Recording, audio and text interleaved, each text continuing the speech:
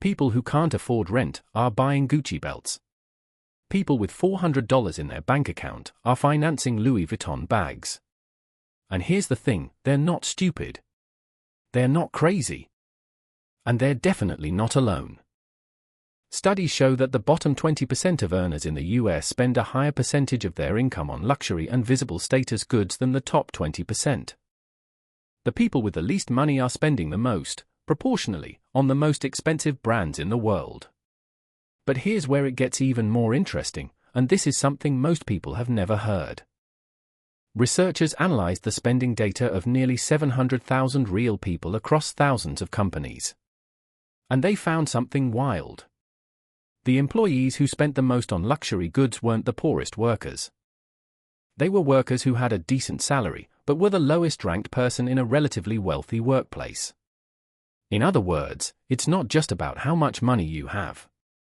It's about how you feel compared to the people around you. Why? That's the question. And the answer is going to change the way you see money, status, and maybe even yourself. Because I'm willing to bet, if you're honest, you've done a version of this too. Maybe it wasn't a Gucci belt. Maybe it was the newest iPhone when your old one worked fine. Or the Nike sneakers you bought instead of paying off that credit card. Or the business class upgrade you couldn't really afford. We all do it. The question is, why? And more importantly, once you understand the psychology behind it, you can finally stop being played by it. So let's get into it. Okay. Here's what most people think when they see someone in a low-income neighborhood rocking a $1,200 Louis Vuitton bag. They think that's irresponsible. That's dumb. They should be saving that money. And look, financially speaking, yeah. Buying luxury goods when you're broke is objectively not a wealth-building move.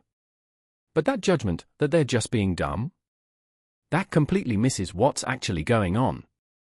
Because here's the real question that nobody asks. Why does a luxury bag feel more necessary to some people than paying a bill? That's a psychology question. That's a sociology question. That's a question about how humans work, not just about numbers on a spreadsheet. And if you don't understand that, if you only look at the numbers, you'll never actually understand money. You'll never understand why people make the financial decisions they make. And honestly, you'll never fully understand your own financial decisions either. See, the mainstream personal finance world loves to say, just stop buying coffee. Just stop buying things you don't need. And that advice? It's not wrong. But it's so incomplete it might as well be useless for a lot of people. Because before you can change a behavior, you have to understand where it comes from. And the behavior of buying luxury when you're broke? It comes from somewhere very deep, very human, and very understandable, once you know what to look for. So let's build this understanding from the ground up. All right. Let's go back, way back. Like, thousands of years back. Because to understand why humans buy expensive things they can't afford, you need to understand one fundamental truth about our species. Humans are social animals. And social status is a survival tool.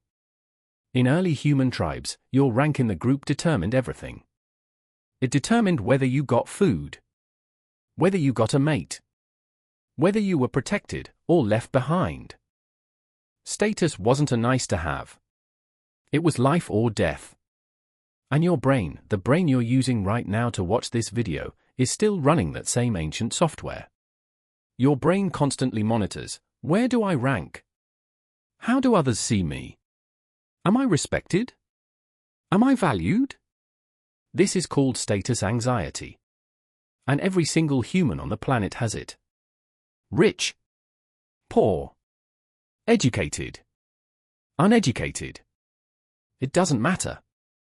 But now here's the thing that the research reveals, and this is the part that most people miss entirely. Status anxiety isn't triggered by how much money you have in absolute terms. It's triggered by how you rank compared to the people directly around you. That study I mentioned at the start, the one with nearly 700,000 workers, here's what they actually found. The highest luxury spending happened among people who had a high salary, but a low rank within their workplace. Meaning someone who earns well, but is surrounded by people who earn even more. That person spends the most trying to signal status. Think about what that means. Being the poorest rich person in the room is more dangerous for your wallet than just being poor in a poor neighborhood. That's why someone who just moved to a wealthier city or started a higher-paying job often starts spending more on visible luxury, not less.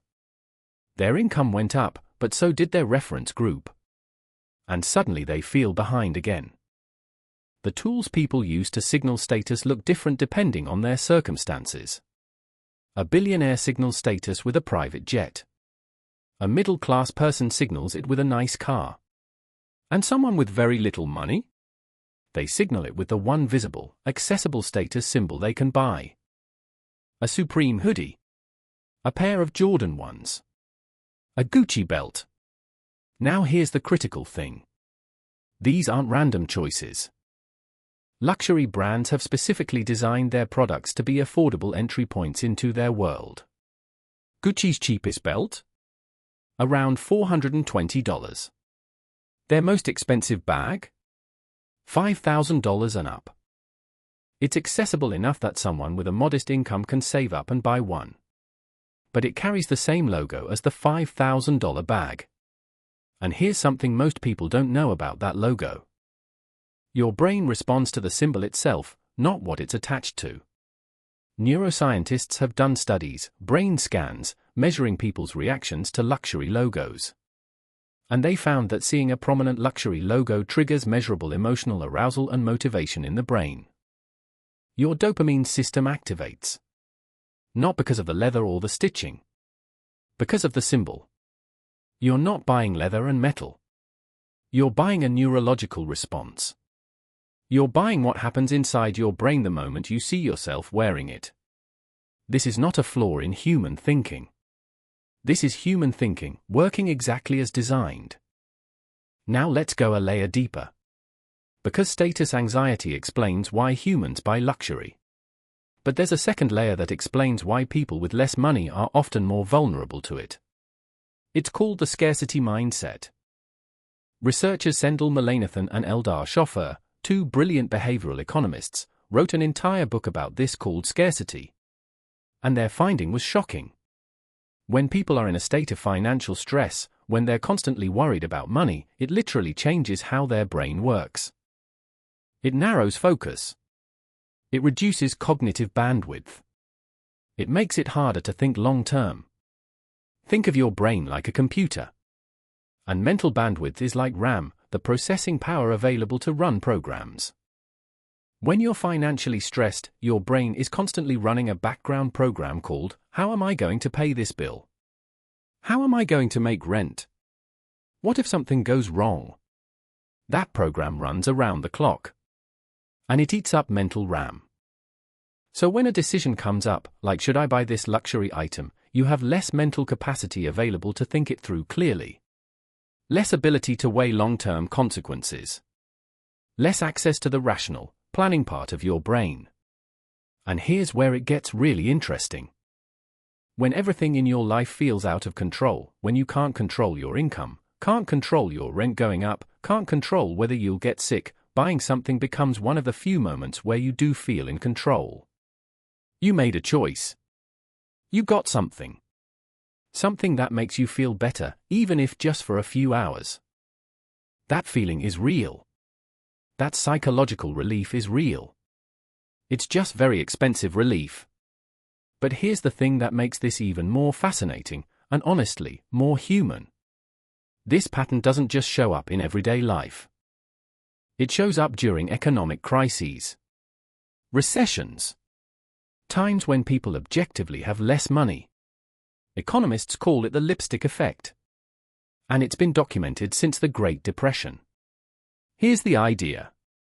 When people can't afford big luxury items anymore, they don't stop wanting to feel good about themselves. They just scale down. Instead of a $2,000 handbag, they buy a $40 lipstick. From the same luxury brand. With the same logo. Leonard Lauder, the chairman of Estée Lauder, famously noticed this after the 2001 recession. lipstick sales went up while everything else collapsed. He called it a contrary indicator. When the economy tanks, lipstick booms. And it keeps happening. During the 2008 financial crisis, men's grooming products, cologne, skin care, premium razors rose over just 5 years. Because here's the key insight. The need to feel dignified, to feel like you're taking care of yourself, to signal something to the world, that need doesn't go away when money gets tight. It just finds a cheaper outlet. A $40 lipstick gives you the same psychological lift as a $400 belt. The mechanism is identical. The scale is different. And luxury brands know this. They engineer it. The entry-level fragrance. The affordable keychain. The $98 perfume. All of it exists to capture exactly this moment, the moment when someone's stressed, feeling behind, and just needs one thing that makes them feel okay. Okay, now I want to talk about something that most personal finance videos completely ignore. Because so far, we've been talking about the psychology of the buyer. But we haven't talked about the psychology of the seller. And trust me, this part is wild. Luxury brands are not passive participants here. They have spent decades and billions of dollars understanding exactly how status anxiety works and engineering their products and marketing to exploit it. Here's a tactic they use called aspirational marketing. Luxury brands deliberately place their ads not just in front of rich people, but in front of people who want to be rich. They show their products in contexts of freedom, beauty, success, romance, power. They attach their brand to the feeling of arriving, of having made it. And then they make sure there's an accessible entry point, that $420 belt, that $250 wallet, that $98 fragrance, so that even someone who is far from wealthy can buy into that dream. It's genius, honestly. Evil genius, but genius. There's actually a famous concept in luxury marketing called the Veblen good. Named after economist Thorstein Veblen, a Veblen good is a product where higher price increases desire. Most products work the opposite way. Lower the price, more people buy it. Raise the price, fewer people buy it. Basic supply and demand. But luxury goods work in reverse. The more expensive they are, the more desirable they become, because the price itself signals status. A $50 watch tells the world I bought a $50 watch. A $5,000 Rolex tells the world I can afford a $5,000 Rolex. And so luxury brands deliberately keep prices high, or keep raising them, specifically to protect the status signal their products carry. But here's something that will genuinely blow your mind. Luxury brands also benefit from counterfeits. Not officially, of course. But research actually shows that the existence of fake luxury goods can increase the desirability, and even the profit, of the real ones. How? Because when people buy a fake Gucci bag, they're still walking around advertising the Gucci logo. They're still telling the world that Gucci is aspirational.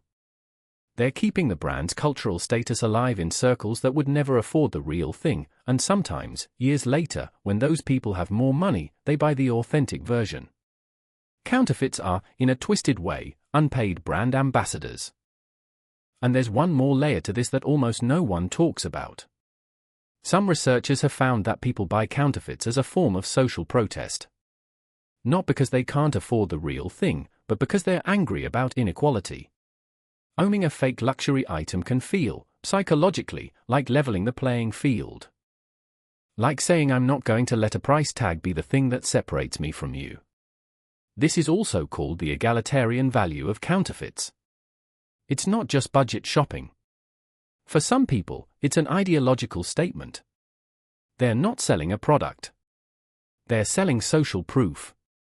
They're selling what it feels like to be seen. Now, knowing all of this, let's look at some real people, real stories. Because this stuff becomes very real when you see it in action. Let me tell you about Marcus. Marcus grew up in a low-income neighborhood in. His family was on food stamps for most of his childhood.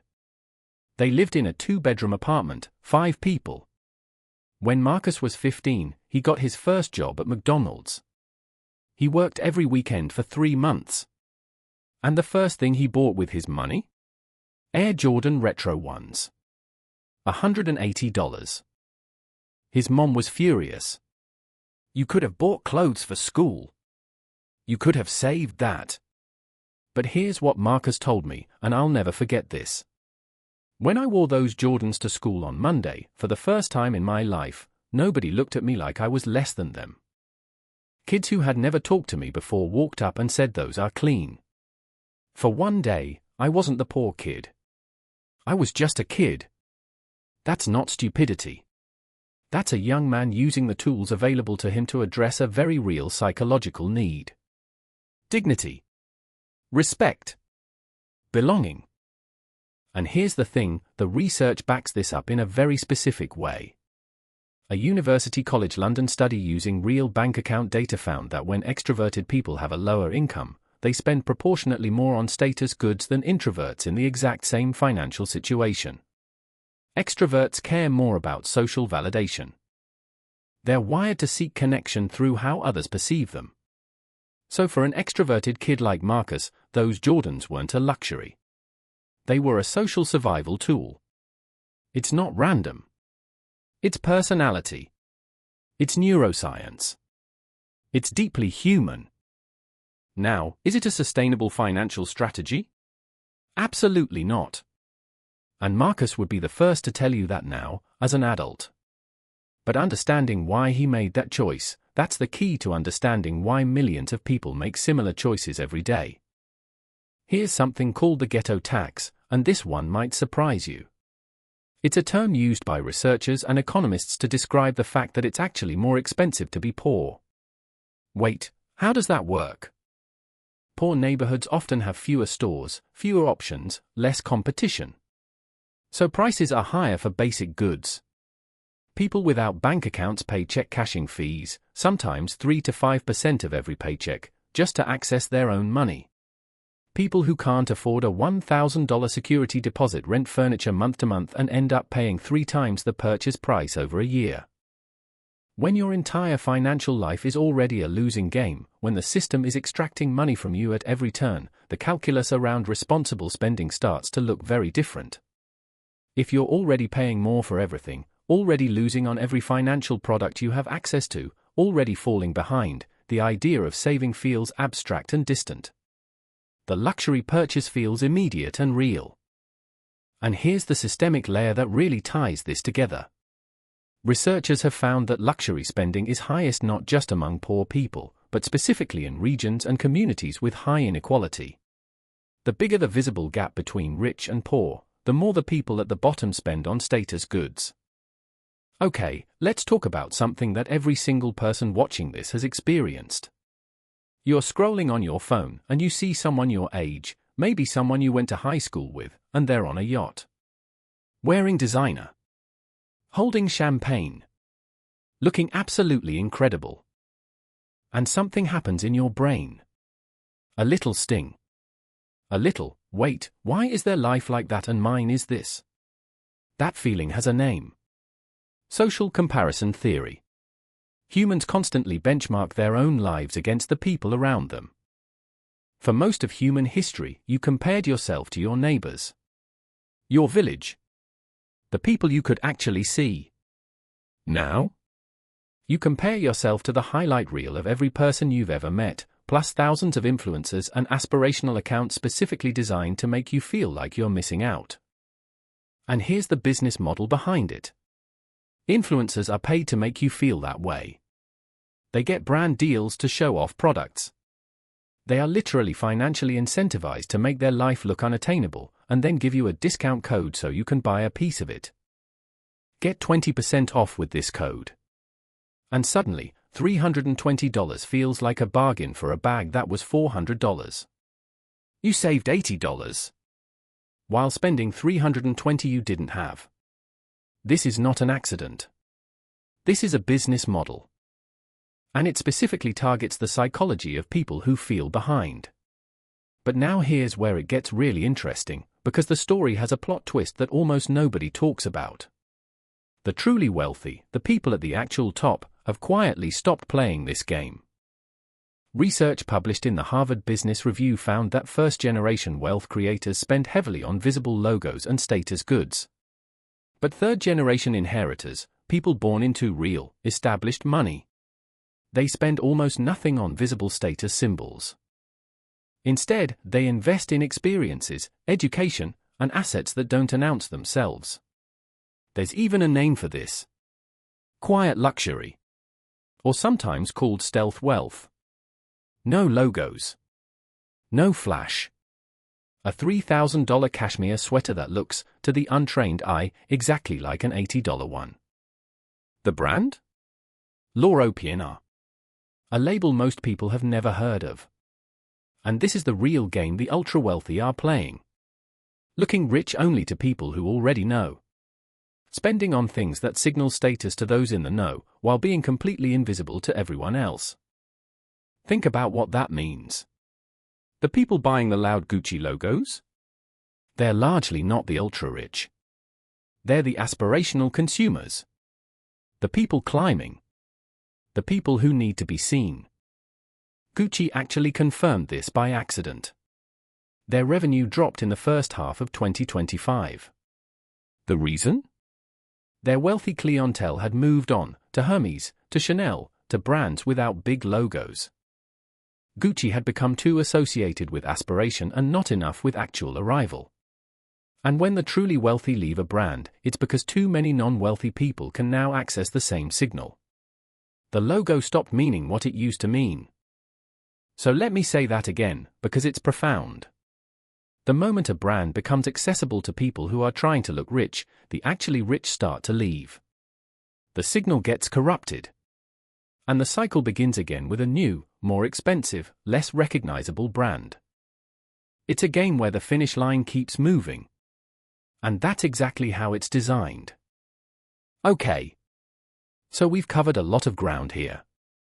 We've talked about how status anxiety is triggered not by poverty itself, but by rank relative to the people around you. We've talked about scarcity mindset, the lipstick effect, and how financial stress redirects, not kills, the desire to feel dignified. We've talked about how luxury brands engineer entry points, how counterfeits actually help those brands, and how the truly wealthy have quietly stopped playing the logo game altogether. And maybe at this point you're thinking, okay, I get it. But what do I actually do with this? Because understanding a problem and solving a problem are two very different things. So here's where I want to zoom out and give you a completely different way to think about all of this. Here's the core insight. And I want you to really sit with this one. Every luxury purchase is a trade.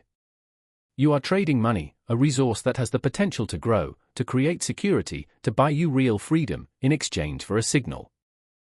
A signal to other people about who you are. Or who you want to be. And the question is that trade worth it? Now, I'm not here to tell you to never buy nice things. I'm not that guy. Life is short. Joy is real. There's nothing wrong with spending money on things that genuinely bring you happiness. But there's a massive difference between saying, I love this brand. I've saved up for this. I can afford it. I'm buying this because it genuinely brings me joy. And saying, I feel behind. I feel like people don't respect me. I feel like I need to prove something. I'm buying this because I can't stand the feeling of not having it. The first one? That's a conscious choice.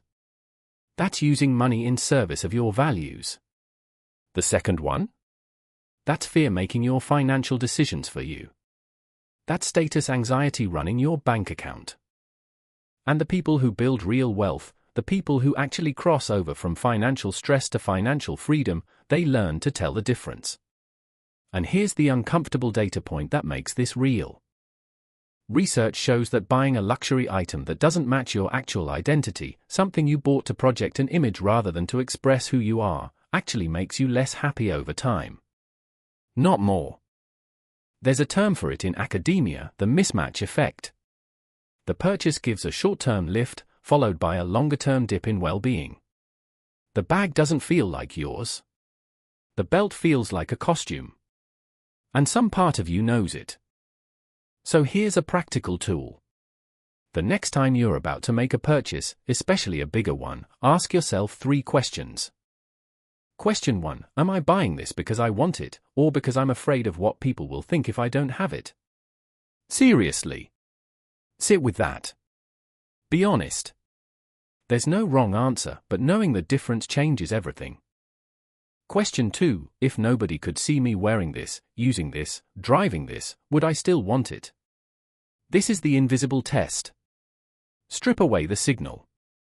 Would this thing still make your life better if no one knew you had it? A gym membership? Probably yes. A nice meal with people you love? Yes. A $400 belt worn under your jacket? Maybe think about that one. Question 3. What is the opportunity cost of this purchase? Opportunity cost is a fancy term for, what else could this money do?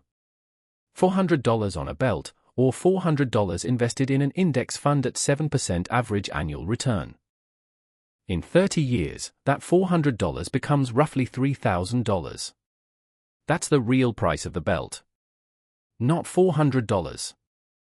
$3,000 in future wealth, gone. Now, again, sometimes the belt is worth it. Sometimes the experience is worth it. That's your call. But make the call consciously. Not from fear. Not from status anxiety. Not from a feeling of inadequacy engineered by a billion-dollar marketing machine. I want to leave you with one final reframe. And this one is maybe the most important thing in this entire video. Real status is not borrowed. It's built. The status that comes from a Gucci belt? That's borrowed status. You pay to attach yourself to someone else's brand. Someone else's reputation. Someone else's story. And the irony? The truly wealthy are already moving on from that brand. The signal you bought is depreciating in real time. But the status that comes from building skills? From creating something? From being someone your community trusts and respects? From being financially free, from not needing anyone else's approval to feel secure? That status is yours. Nobody can take it away. It doesn't go out of style. And it doesn't come with a monthly payment. Here's how you can tell the difference in real life. The people who have been wealthy for generations, old money, as they call it, they don't wear logos. They wear things that only other wealthy people recognize. A specific cut of fabric. A quiet brand. A watch with no brand name visible on the dial at all. Because their status isn't something they need to announce. It's something they simply are. That's the goal. Not to perform wealth.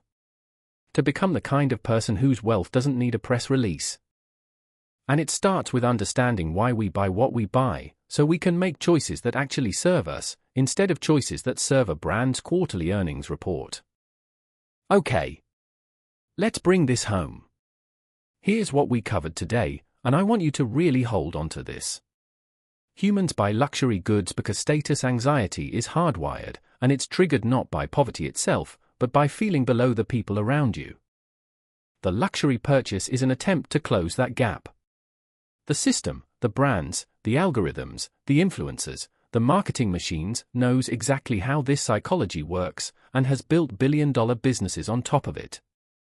60% of the entire luxury industry's revenue comes not from the rich, but from aspirational consumers. From people who are stretching to get there. And the truly wealthy? They've quietly moved on. They're buying things you've never heard of, from brands with no logo, made from materials you can't even feel through a screen. The game keeps changing. And the people selling you the old rules are the ones who profit when you play by them.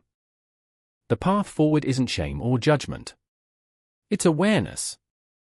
Knowing the game that's being played so you can choose whether to play it, or to put that money to work building something that actually lasts. You are not your belt.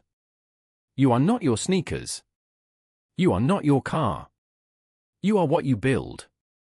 And what you build starts with a decision to redirect, even just a little bit of that energy, from signal to substance. Now I want to hear from you. Have you ever bought something mainly for the status signal? No judgment, I know I have. Drop it in the comments. Let's be honest with each other. That comment section is a judgment-free zone. And if this video made you think differently about money, about status, about why people do what they do with their finances, then please hit that subscribe button. Because that's exactly what this channel is about. Understanding money not just as numbers, but as human behavior. And once you understand the behavior, the numbers start to take care of themselves. Disclaimer. The content provided on this channel is for informational, educational, and entertainment purposes only and does not constitute financial, investment, legal, or tax advice.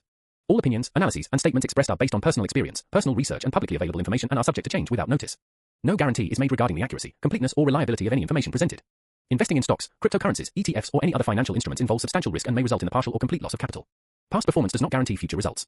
Nothing on this channel should be interpreted as a recommendation, solicitation, or endorsement to buy or sell any securities or financial products. All investment decisions are made solely at your own risk and responsibility. Viewers should conduct their own independent research and consult with a licensed financial advisor, tax professional, or legal advisor before making any financial decisions.